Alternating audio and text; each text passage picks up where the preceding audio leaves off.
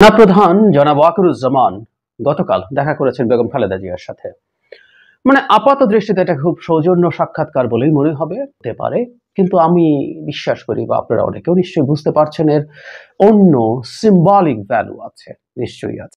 খালেদা জিয়ার বাসায় হঠাৎ সেনাপ্রধান। বিএনপির সদর দপ্তর থেকে জানানো হয়েছে প্রায় 40 মিনিট ব্যাপী এই বৈঠক হয়।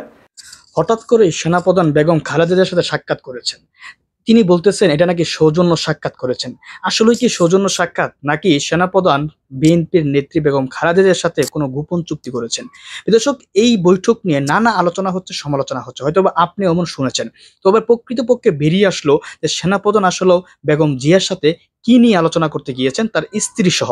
দর্শক, এ বিষয়ে নতুন তথ্য আপনাদেরকে দিব। এর আগে এই বৈঠক নিয়ে কয়েকটা গুরুত্বপূর্ণ আলোচনা শুনবো। সেনাপ্রধান জনাব ওয়াকারুজ্জামান গতকাল দেখা করেছেন বেগম খালেদা জিয়ার সাথে। আপাত দৃষ্টিতে এটা খুব সৌজন্য সাক্ষাৎকার বলেই মনে হবে, আর সাক্ষাৎ বলেই মনে হবে। আমরা পত্রিকায় দেখেছি যে বেগম জিয়ার শরীরের স্বাস্থ্যের খোঁজ খবর নিয়েছেন তিনি, সাথে তার স্ত্রী ছিলেন। আমরা জানি বেগম জিয়া খুবই খারাপ অসুখে আক্রান্ত, অসুস্থ, এবং খুব অল্প সময়ের মধ্যেই তিনি দেশের বাইরে যাচ্ছেন, সম্ভবত ইংল্যান্ডে। এরকম একটা খবর আমাদের সামনে আছে। এই প্রেক্ষাপটে তিনি তার স্বাস্থ্যের খোঁজ খবর নিতে গেছেন। ব্যাপারটাকে খুবই সৌজন্য সাক্ষাৎ বলে মনে হতে পারে, কিন্তু আমি বিশ্বাস করি বা আপনারা অনেকেও নিশ্চয়ই বুঝতে পারছেন এর অন্য সিম্বলিক ভ্যালু আছে, নিশ্চয়ই আছে। ডক্টর জনাব ওয়াকারুজ্জামান এই মুহূর্তে খুবই গুরুত্বপূর্ণ একটা অবস্থায় আছেন বাংলাদেশে। আমি গতকালই একটা ভিডিও করে বলেছিলাম, প্রথম আলোকে তিনি একটা সাক্ষাৎকার দিয়েছেন যেখানে এক ধরনের টোন আছে যে তিনি একটা ডিফারেন্ট অথরিটি হোল্ড করেন। তিনি অবশ্যই সরকারের অংশ, কিন্তু তার বাইরেও কিছু একটা আছে, তার এই ধরনের একটা টোন আছে। এটা প্রথম আলোর ইন্টারভিউতে এরকম কিছু থাকুক না থাকুক, তার চাইতে জরুরি কথাটা হচ্ছে আমাদের মানুষের মনে এই ধরনের একটা পারসেপশন আসলে আছে। কারণ এই গণ অভ্যুত্থানের শেষ পর্যন্ত অত্যন্ত গুরুত্বপূর্ণ একটা ফোর্স হিসাবে সেনাবাহিনী এসে হাজির হয়েছে, এবং পরবর্তীতে যে অন্তর্বর্তীকালীন সরকার হয়েছে সেটাও মধ্যস্থতা করেছে, কোঅর্ডিনেট করেছে সেনাবাহিনীর পক্ষ থেকে। আমরা ডক্টর আসিফ নজরুলের একাধিক বক্তব্য থেকে এই ব্যাপারটা বুঝতে পারি। সুতরাং তাদের একটা গুরুত্বপূর্ণ অবস্থান ছিল এবং এখনো আছে। বিশেষ করে তারা ব্যারাকে নেই, তারা যেহেতু বেসামরিক প্রশাসনের সহযোগী হয়ে কাজ করছেন, তারা ম্যাজিস্ট্রেসি পাওয়ার নিয়ে, সুতরাং তারা এখানেও জড়িত আছেন এবং রাষ্ট্র পরিচালনায় ডে টু ডে লাইফে তারা জড়িত আছেন। সাধারণত সেনাবাহিনী এভাবে থাকে না। সো এই সেনাবাহিনীর প্রধান যখন বেগম খালেদা জিয়ার সাথে দেখা করতে গেছেন, তার একটা সিগনিফিকেন্স আছে। তার আগে আমি যদি যাই, এবছরের সশস্ত্র বাহিনী দিবস যেটা ছিল 21 নভেম্বর, সেখানে বেগম জিয়া ইনভাইটেড ছিলেন। বহু বছর পর তিনি গেছেন। তিনি নিজে সেনা পরিবারের মানুষ, তার হাজব্যান্ড বাংলাদেশ সেনাবাহিনীর প্রধান ছিলেন, রাষ্ট্রপতি তো ছিলেন, কিন্তু সেনাবাহিনীর সাথে যদি বলি সেনাবাহিনীর প্রধান ছিলেন, কিন্তু তাকে ওখানে যাওয়া নিষিদ্ধ করে রাখা হয়েছিল একরকম। তারপর তো তাকে অন্যায়ভাবে, অনৈতিকভাবে, ষড়যন্ত্রমূলকভাবে জেলেই রাখা হলো। যাই হোক, যেন ওয়াকারুজ্জামানের এই সাক্ষাৎটাকে আমি এভাবে দেখতে চাই যে সম্প্রতি বেগম খালেদা জিয়ার প্রশ্নে নানান রকম আলোচনা আছে। তিনি দেশের বাইরে যাচ্ছেন, তার সন্তান দেশের বাইরে আছেন দীর্ঘদিন থেকে। এক সন্তানকে তো তিনি হারিয়েছেনই, আরেক সন্তান জনাব তারেক রহমান, যিনি ভারপ্রাপ্ত চেয়ারপারসন, তিনি দেশের বাইরে আছেন। বেগম খালেদা জিয়াও যদি দেশের বাইরে চলে যান, বিএনপি কি হবে, কেমন হবে? তাদেরকে বাইরে রেখে আর দেশে ঢুকতে না দিয়ে বিএনপিকে মাইনাস করার চেষ্টা হতে পারে, এই ধরনের আলাপ কেউ কেউ করছেন, এবং বিএনপি নিজের মধ্যে এক ধরনের মাইনাসের সম্ভাবনা নিয়ে শঙ্কা আছে। তারা বলছেন, এটা প্রকাশ্যেই বলছেন, কারণ তাদের অতীত অভিজ্ঞতা সুখকর নয় এই ধরনের নির্দলীয় সরকারগুলোর কারণে।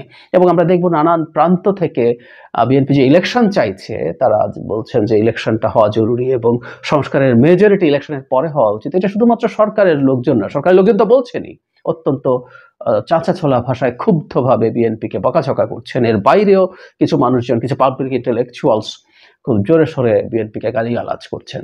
সুতরাং বিএনপির ওপরে বা বিএনপিকে নিয়ে কোনো ধরনের একটা পরিকল্পনা, বিরাজনীতিকরণের, বিএনপিকে সরিয়ে ফেলার, মাইনাস করার এক ধরনের পরিকল্পনা আছে কিনা, এই আলাপটা একটা জনপরিসরে আছে। সেনাপ্রধান তার সাথে দেখা করার মাধ্যমে আমি মনে করি যে এই বার্তাটা দেয়া হলো যে ভবিষ্যৎ বাংলাদেশের রাজনীতির যে পরিমণ্ডল আছে সেটায় গণতান্ত্রিক ট্রান্সফরমেশনের ক্ষেত্রে অন্তত সেনাপ্রধান বা বাংলাদেশ সেনাবাহিনী সেটার পক্ষে থাকবে, এবং সেখানে সব দল, কোনো দলকে বাদ দিয়ে কোনো দলকে কারসাজি করে কোনো রকম সমস্যা করা হবে, এইরকম অবস্থানে বাংলাদেশ সেনাবাহিনী নেই। ইনফ্যাক্ট গতকালের সাক্ষাৎকারটা নিয়ে যে কথা বলেছি সেখানে এক ধরনের বলেছি আবারও যে এক ধরনের ভিন্ন একটা ক্ষমতার কেন্দ্র বলে মনে হতে পারে, যেটা সেনাপ্রধানের উত্তরেও আছে। কিন্তু যেটা জরুরি, তিনি আমাদের ডেমোক্রেটিক ট্রান্সফরমেশনের কথা খুব সিরিয়াসলি বলেছেন। এর আগেও রয়টার্সের সাথে তিনি যখন কথা বলেন তখনও খুব স্পষ্টভাবে নির্বাচনের জন্য 1.5 বছর তিনি সরকারকে সাহায্য করবেন এই ধরনের আলাপ করেছেন। সো নির্বাচনের এক ধরনের সময়সীমাও তার জায়গা থেকে আছে, এবং ঘটনাচক্রে আমাদের প্রধান উপদেষ্টার বক্তব্য তার সাথে এখন মিলেছে। সুতরাং সেনাবাহিনী যদি বাংলাদেশের গণতান্ত্রিক ট্রান্সফরমেশন, নির্বাচনের মাধ্যমে, একটা গণতান্ত্রিক ব্যবস্থা নির্বাচনের মাধ্যমেই আসতে হবে, এবং নির্বাচনের মাধ্যমেই ধাপে ধাপে এটাকে ঠিক করে তুলতে হবে। এর সবগুলো ফ্ল গায়ের জোরে কিছু করা যায় না। অবশ্যই আমাদের এখন একটা সংস্কারের চাহিদা আছে, বিশেষ করে আমি জনগণ শব্দটা বলি না, জনগণ সংস্কার চায় এটা বাজে কথা। শিক্ষিত সচেতন সমাজের মধ্যে কিছু সংস্কারের দাবি আছে, তারা মনে করেন এবং আমিও মনে করি কিছু সংস্কার হওয়া উচিত, এবং এই সংস্কারগুলো অবশ্যই যে মানুষটা সংস্কার চান না, বোঝেন না, তারও জীবনে কাজে লাগবে, এতে কোনো সন্দেহ নেই। তো সেটাও ঐক্যমত্যের ভিত্তিতে হতে হবে, সেটা করে একটা Democratic transformation through credible elections, সেটা আসলে হতে হবে। আমাদের সেনাপ্রধান যদি এই রকম একটা অবস্থান নেন, সেটা আমাদের গণতন্ত্রের জন্য ভালো হবে। তিনি শেষ পর্যন্ত শেখ হাসিনার পক্ষে দাঁড়িয়ে গুলি করে, মানুষ হত্যা করে তাকে ক্ষমতায় রাখা থেকে যেভাবে পিছিয়ে এসেছেন, তিনি যদি এবং তার বাহিনী, তার নেতৃত্বে যদি বাংলাদেশের গণতান্ত্রিক ট্রান্সফরমেশন বাধাগ্রস্ত করার চেষ্টা কেউ করে কোনো না কোনো বাহানা তৈরি করে, সেটা বিপ্লবী সরকারের নামে হোক বা অন্য কোনো নামে হোক, বাংলাদেশের গণতান্ত্রিক ব্যবস্থাটাকে পিছিয়ে দেওয়ার চেষ্টা করে, ধ্বংস করার চেষ্টা করে, তারা সেটাতে ডেটারেন্ট হিসাবে কাজ করবেন, আমরা এটা আশা করি। এবং সেটা যদি করতে পারেন, শেখ হাসিনার সময়কার ভূমিকা সাথে ট্রান্সফরমেশনের সময় ক্ষমতার এত কাছাকাছি থেকেও তারা সেটাকে সেইভাবে প্র্যাকটিস করেননি, এটা আমাদের সেনাবাহিনীর একটা উল্লেখযোগ্য, অত্যন্ত উল্লেখযোগ্য অবদান হিসাবে ভবিষ্যৎ ইতিহাসে লিপিবদ্ধ থাকবে। এবং এই সময় সেনাপ্রধান হিসাবে এর কৃতিত্ব জনাব ওয়াকারুজ্জামান নিশ্চয়ই নিতে পারবেন।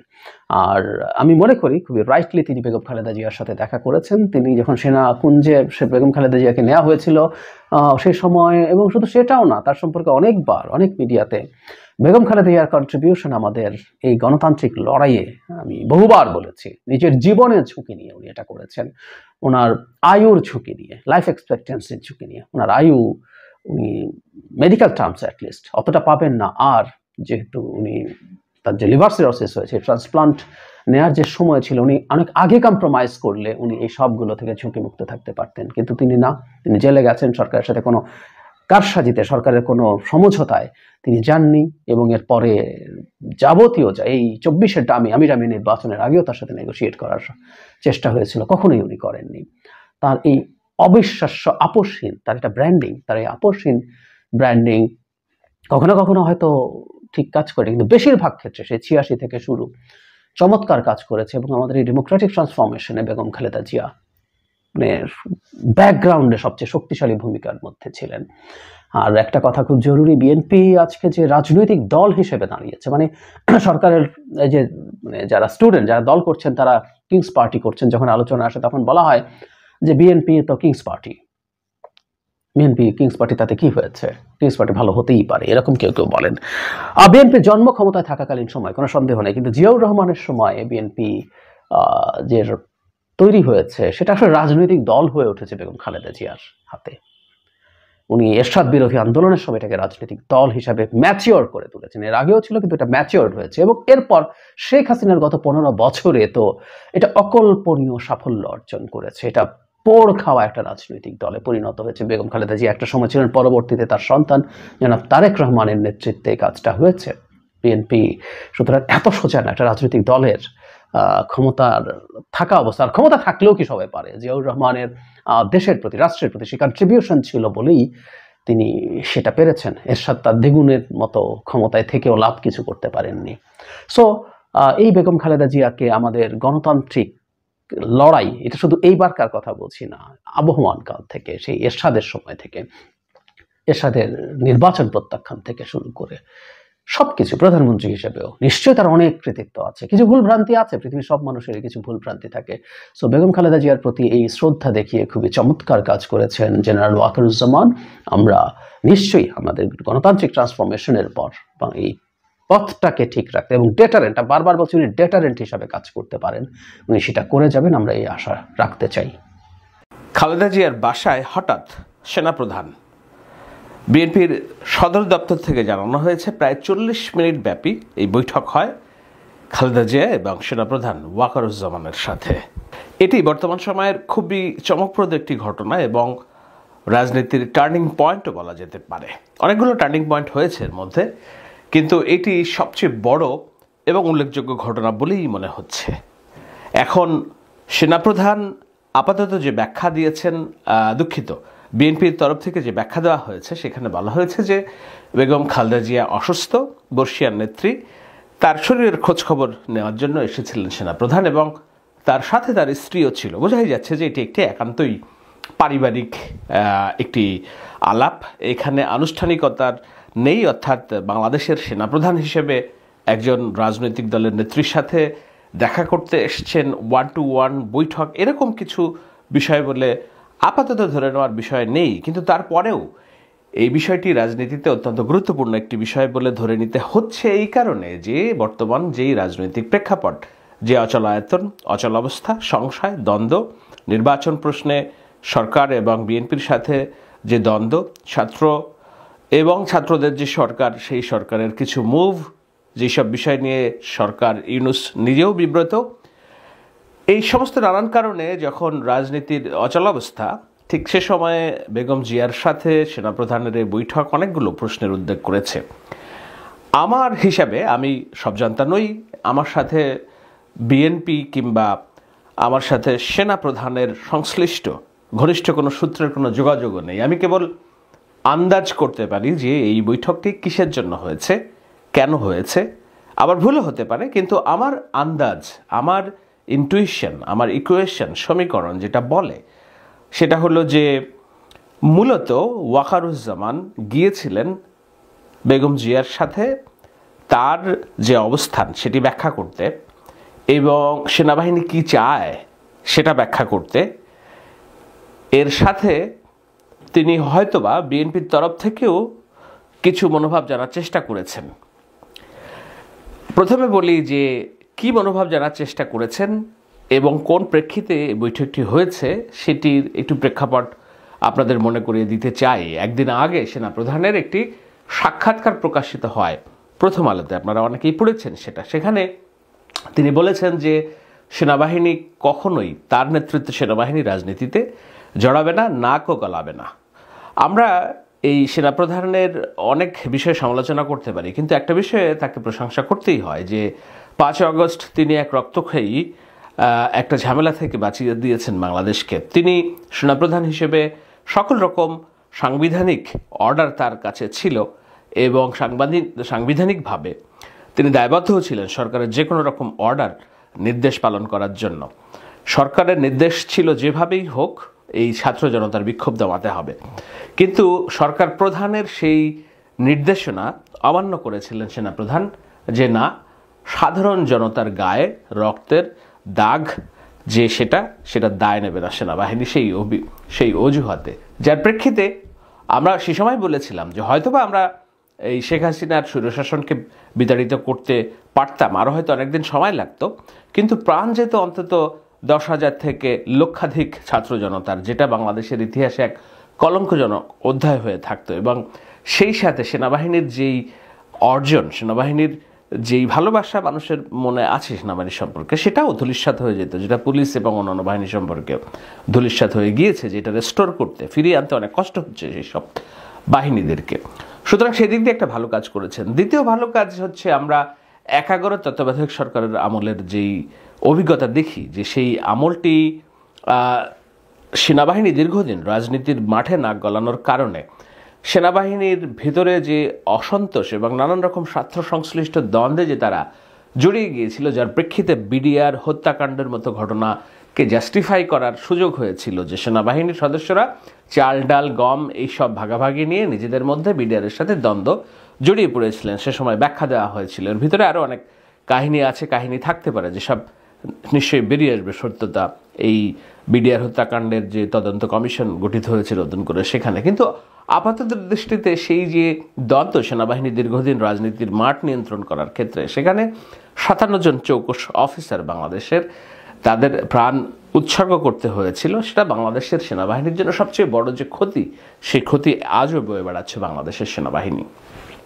আরেকটি দিক ছিল যে সে সময় ফখরুদ্দিন এবং মঈনুদ্দিনের যে সরকার, সেনাপ্রধান মঈনুদ্দিন এবং মাসুদউদ্দিন চৌধুরী, তারা মিডিয়ার সামনে প্রচুর কথা বলতো, নিজেদের হ্যাডাম প্রকাশ করত এবং তারা নিজেদেরকে জাহির করত, এবং সেনাপ্রধান হিসেবে তিনি নানান দেশ সফর করতেন, ক্ষমতা প্রলম্বিত করার একটা লিপসু একটা চিন্তাভাবনা তার মধ্যে ছিল। সে সময় তারা প্রায় বলতেন যে বাংলাদেশ নামক যে রাষ্ট্র, সেই রাষ্ট্রটি ট্রেন থেকে খাদে পড়ে গিয়েছে, আমরা ট্রেনটিকে আবার যাত্রাপথে তুলে দিচ্ছি, দেওয়ার জন্য আমরা কাজ করছি। তো আমরা সেই যাত্রাপথ তো কেমন দেখেছি, যে সেই যাত্রাপথে বাংলাদেশে এমন একটি স্বৈরশাসকের হাতে ক্ষমতা হস্তান্তর করা হলো, যেটা একটা ফ্যাসিবাদী শাসন ব্যবস্থা রূপ নিল। কিন্তু সেই ফ্যাসিবাদী শাসন ব্যবস্থায় রূপ নেওয়ার প্রেক্ষিতে, আওয়ামী লীগের কাছে ক্ষমতা হস্তান্তর করার প্রেক্ষিতে কি ওই সময়ের যারা ১/১১ যারা কুশীলব ছিল, মঈনুদ্দিন, মাসুদ, তাদের কি শেষ রক্ষা হয়েছিল কিনা, তাদের কি সেফ এক্সিট হয়েছিল কিনা? না। সাবেক সেনাপ্রধান যুক্তরাষ্ট্রে এখন মানবেতর জীবনযাপন করেন, আর আর্মির ভিতরে যেই সব সদস্য ছিল তারা তো এই বিডিআর হত্যাকাণ্ডের মধ্য দিয়ে তাদের যবনিপাত হয়েছে। আর যারা বাইরে ছিল নানানভাবে তাদেরকে দেশ ছাড়তে হয়েছে, নানান রকম তাদের জীবনে দুর্বিষহ একটা পরিস্থিতি তৈরি হয়েছে।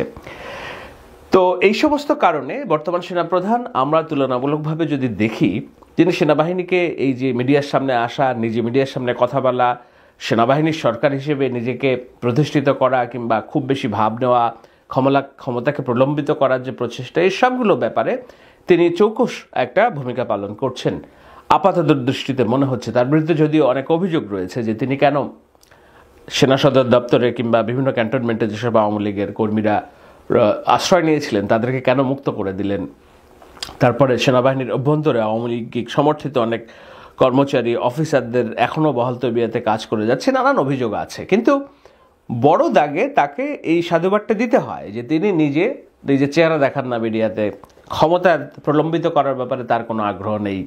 বরঞ্চ প্রথম আলোর সাক্ষাতে তিনি বলেছেন যে আমরা চাই নতুন একটা সম্ভাবনা, নতুন একটা চ্যালেঞ্জ, এবং নির্বাচনের ব্যাপারে আমরা প্রতিশ্রুতিবদ্ধ, সরকারও প্রতিশ্রুতিবদ্ধ, আমরা সরকারকে সহযোগিতা করব এবং আমরা যত দ্রুত পারি সম্ভব আমরা ব্যারাকে ফিরতে চাই। কেননা সেনাবাহিনী যতদিন বাইরে থাকবে ততদিন তারা স্বার্থ সংশ্লিষ্ট বিষয়ে দুর্নাম কামাবে, যেটা আমরা চাই না। আমার সেনাবাহিনী এই পেশাদারিত্ব মনোভাবের বাইরে চলে যাক, এইটা হলো তার শিক্ষা।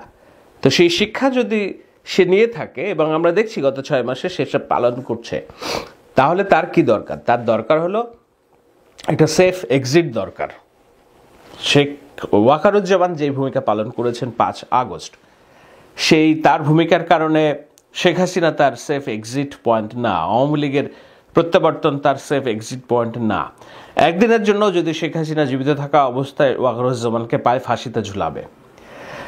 শুধু ওয়াকারুজ্জামান তো না, সেনাবাহিনীর আরও যেসব সাধারণ কর্মকর্তা, মেজর কর্নেল যারা এই বিদ্রোহের সাথে নিজেদের সংশ্লিষ্টতা প্রকাশ করেছিল। সুতরাং পুরা সেনাবাহিনী এবং সেনাপ্রধান নিজে এবং তার যে বাহিনীর যে যন্ত্র, এই পুরো সিস্টেমটাকে তিনি নিষ্কলুষ রাখতে চান। নিষ্কলুষ রাখার জন্য তার একটা নির্ভেজাল নির্বাচন করতে হবে এবং সেই নির্বাচনের মাধ্যমে এমন একটা দল গোষ্ঠীর কাছে ক্ষমতা হস্তান্তরের পথ উন্মুক্ত রাখতে হবে যেন এটা তার সেফ গার্ড হয়, অর্থাৎ তাকে রক্ষা করতে পারে, তার বাহিনীকে রক্ষা করতে পারে।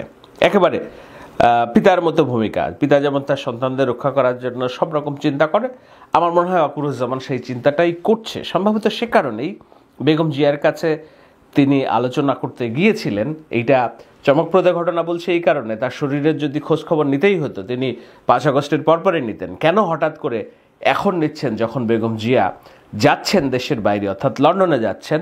বিএনপির যিনি কর্ণধার আছেন, বেগম জিয়ার অবর্তমানে দলকে টিকিয়ে রেখেছেন তারেক রহমানের সাথে বৈঠক করতে, তার প্রাককালে এই যে সেনাপ্রধান বেগম জিয়ার সাথে বৈঠক করলেন, মূলত বার্তাটা পৌঁছে দেওয়ার জন্য বলেই আমার মনে হয় যে তারা সেনাবাহিনী একটা নির্বাচন চায় এবং এই নির্বাচনটা নিয়ে এটা আমি বললাম যে তাদের চাওয়া কি, সেনাবাহিনীর চাওয়া কি, একটা হলো যে সেফ গার্ড, সেফ এক্সিট এবং দেশকে একটা সিস্টেমেটিক জায়গায় রাখা, এমন একটা সরকার ব্যবস্থা আসবে যারা বাংলাদেশের যে চিরায়িত যে রাষ্ট্রকাঠামো, কালচার এবং ইনক্লুসিভ সোসাইটি, মধ্যপন্থার সরকার, উগ্রপন্থা যেন না হয়, প্রতিবেশীদের সাথে সুসম্পর্ক, রাষ্ট্র অর্থনৈতিকভাবে এগিয়ে যাওয়া, সব কিছুর জন্য তিনি তার ভাবনাটা পরিষ্কার করতে গিয়েছেন।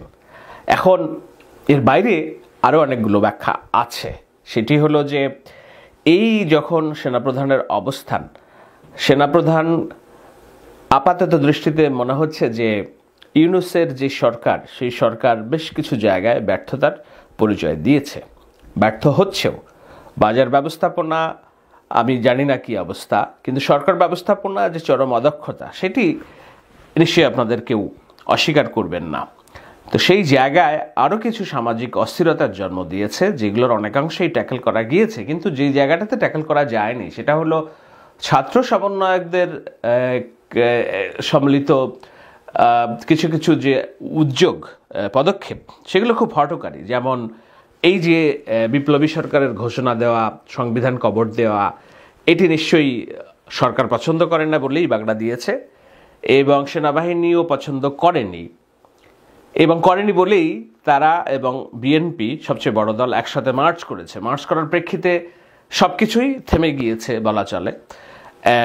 কিছু দাবি দেওয়া ঘোষিত হয়েছে ছাত্রদের তরফ থেকে। আমার ধারণা যে একটা প্রোক্লেমেশন হবে, কিন্তু সবার দলমত নির্বিশেষে একটা বিষয় সিদ্ধান্তের মধ্যে পৌঁছাবে। তো এটা একটা অসন্তুষ্টি আর্মির। আরেকটা অসন্তুষ্টি হলো সম্ভবত নির্বাচনের দিনক্ষণ, রোডম্যাপ নিয়ে ইউনূস সরকার ছাত্রদের চাপে যে ধরনের অস্থিরতায় আছে, সিদ্ধান্তহীনতায় আছে, আর্মি, সেনাবাহিনী, ওয়াকারুজ্জামান সম্ভবত এই সিদ্ধান্তহীনতা পছন্দ করছেন না। তিনি নির্দিষ্ট দিনক্ষণ চান, তিনি নির্দিষ্ট রোডম্যাপ চান, এবং সেটি তো আবার তিনি পরিষ্কার করে বলতেও পারছেন না। কিন্তু তিনি যেটা চান সেটা তাকে বলাতে হবে রাজনৈতিক দলকে দিয়ে। রাজনৈতিক দল হিসেবে বিএনপি যদি কোনো বড় বিষয়ে দাবি করে বসে, রোডম্যাপ চেয়ে বসে কিংবা দিনক্ষণ চেয়ে বসে, এবং সেই লক্ষ্যে যদি 2-4 দিনের সমাবেশ এবং হুঙ্কার দিয়ে বসে, সেটি এই সরকার কিভাবে সামাল দেবে, তখন একটা জাতীয় মতৈক্য তৈরি হইতে পারে, এই ধরনের অনেক বিষয় আছে। তো সেই বিষয়গুলো পরিষ্কার করার জন্যই হয়তো সেনাপ্রধান বেগম জিয়ার সাথে বসেছিলেন, নির্দেশনা নিতে এবং নির্দেশনা দিতে। এর বাইরে আর অন্য কোনো সমীকরণ আমার হাতে নেই। আরেকটি বিষয় যেটা না বললেই নয়, 2 দিন আগে জামায়াতের আমির ডক্টর শফিকুর রহমান বলেছেন বাংলাদেশের 2টি দেশপ্রেমিক বাহিনী আছে, একটা হলো জামায়াত ইসলামী, একটা হলো সেনাবাহিনী। সেটাতেও নিশ্চয়ই বিব্রত সেনাবাহিনী, যে না, জামায়াত ইসলামী এভাবে নিজেদের সেনাবাহিনীকে জড়িয়ে যেভাবে একটা মনোভাব, পারসেপশনস বিল্ড করার চেষ্টা করছে, সেনাবাহিনী প্রধান কিংবা সেনাবাহিনী অ্যাজ এ হোল সেটা বিলং করে না। সেটা হয়তো তারা এইভাবে সহজভাবে নিচ্ছে না বিষয়টা, এবং সেনাবাহিনীকে জড়িয়ে, জামায়াত ইসলামের উত্থানকে জড়িয়ে কেউ অন্য কোনো কিছু ভাবুক, সেটাও হয়তো তারা পছন্দ করছে না। অনেক কিছুই হতে পারে। এর বাইরে অনেক কালকে যদি আমরা দেখি শফিকুর রহমানের শরীর স্বাস্থ্যের খোঁজখবর নিতে গিয়েছেন সেনাপ্রধান ডক্টর ওয়াকারুজ্জামান, তাহলে হয়তো আবার সমীকরণ ভিন্ন হতে পারে, অথবা এই সমীকরণটাও থাকতে পারে যে না, বড় 2টি স্টেক হোল্ডারের কাছে দেখা করে মতামত জানতে চাইছেন, সেনাবাহিনীর অস্থিরতা কিংবা তাদের দাবি দেওয়াগুলো বুঝতে চাইছেন। অনেক কিছুই হতে পারে। আপাতত এটি আমার ভাবনা। আপনাদের যদি নিজস্ব কোনো ভাবনা থাকে মিলিয়ে দেখতে পারেন, এবং এইটার মধ্যে দিয়ে আপনাদের কোনো বক্তব্য থাকে। আসসালামু আলাইকুম। সেনাপ্রধান general Wakeruzzaman BNP chairperson Begum Khaleda জিয়ার সঙ্গে সাক্ষাৎ করেছেন। নিঃসন্দেহে এটি একটি নজিরবিহীন ঘটনা। দর্শক, আপনারা জানেন যে বৃহস্পতিবার রাত 8:30টার দিকে জেনারেল ওয়াকার সাহেব তার সহধর্মিণীকে নিয়ে অসুস্থ বেগম খালেদা জিয়াকে তার গুলশানের বাসভবনে দেখতে যান, এবং এই যে দুজনের মধ্যে কি আলোচনা হলো, কেন তিনি খালেদা জিয়ার বাসায় গেলেন, এই বিষয়গুলো নিয়ে এরই মধ্যে রাজনৈতিক অঙ্গন সহ সাধারণ মানুষের মধ্যেও নানান ধরনের গুঞ্জন, নানান ধরনের কৌতূহল, অনেক প্রশ্নের সৃষ্টি হয়েছে। এবং আমি বিষয়টিকে নজিরবিহীন বলে উল্লেখ করেছি। কেন নজিরবিহীন বলেছি সেটা আমি পরে আসছি। এ কথা তো সত্য যে বাংলাদেশে এই মুহূর্তে সেনাবাহিনীর একটা বড় ভূমিকা রয়েছে। দেশকে একটা বড় বিপর্যয় থেকে সেনাবাহিনী বা সেনাপ্রধান রক্ষা করেছেন এবং বর্তমান যে অন্তর্বর্তী সরকার, সেই সরকারকে সেনাবাহিনী সর্বাত্মক সহযোগিতা করে যাচ্ছে। পাশাপাশি দেশে এই মুহূর্তে যে নানান বিষয় বিশৃঙ্খলা, আইন শৃঙ্খলাজনিত বিশৃঙ্খলা, অর্থনৈতিক, সামাজিক, রাজনৈতিক যে বিশৃঙ্খলাগুলো চলছে, সেই জায়গা থেকে মানুষের মধ্যে এ ধরনের গুঞ্জন রয়েছে যে সেনাবাহিনী হয়তো ফ্রন্ট লাইনে চলে আসবে। সেই ফ্রন্ট লাইনের রূপটা কেমন হবে তা নিয়েও নানান ধরনের গুঞ্জন রয়েছে। সেনাবাহিনী আরও শক্তিশালী হবে, সেনাবাহিনী দেশকে একটা জায়গায় নিয়ে যাওয়ার জন্য তারা আরও বেশি শক্তিশালী ভূমিকা অবতীর্ণ হবে। সেটি কতটা শক্তিশালী, 111 সরকারের সময় যেমন মঈনুদ্দিন সরকার যতটা শক্তিশালী ছিল ঠিক ততটা পাওয়ার প্র্যাকটিস করবে, অথবা নাকি ভিন্ন কোনো রূপে সেনাবাহিনী তার কাজগুলো চালিয়ে যাবে, নানান ধরনের গুঞ্জন। কিন্তু আমি যে নজিরবিহীন বলে উল্লেখ করলাম বিষয়টিকে, আমার অন্তত আমার অভিজ্ঞতা থেকে বলতে পারি যে বাংলাদেশের অন্য কোনো সেনাপ্রধান কোনো রাজনৈতিক ব্যক্তির বাসায় গিয়ে রাজনৈতিক দলের প্রধানের সঙ্গে এখনো পর্যন্ত দেখা করেননি। সে ধরনের কোনো নজির নেই। যে কোনো সরকার প্রধান বা রাষ্ট্রপ্রধান তাদের সঙ্গে দেখা সাক্ষাৎ করা সেনাপ্রধানের, সেটা তো একেবারে অন্য বিষয়। কিন্তু খালেদা জিয়া তো এই মুহূর্তে আর রাষ্ট্রপ্রধান কিংবা সরকার প্রধান নন। তিনি তো স্রেফ একটি রাজনৈতিক দলের চেয়ারপারসন, শীর্ষ ব্যক্তি। এবং একথাও সত্য যে আগামীতে যে নির্বাচন অনুষ্ঠিত হতে যাচ্ছে সেটি যদি সুষ্ঠু, নিরপেক্ষ, অবাধ নির্বাচন হয়, তার মধ্য দিয়ে নিঃসন্দেহে বিএনপি ক্ষমতায় আসবে।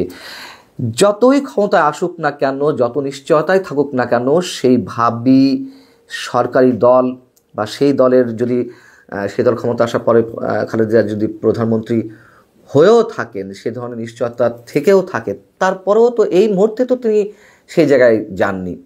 তাহলে তার সঙ্গে কেন সেনাপ্রধান দেখা করলেন? কেউ হয়তো প্রশ্ন করতে পারেন যে খালেদা জিয়া চরমভাবে অসুস্থ, গুরুতর অসুস্থ, তার সঙ্গে তো যে কেউ দেখা করতে পারেন। হ্যাঁ, অবশ্যই পারেন।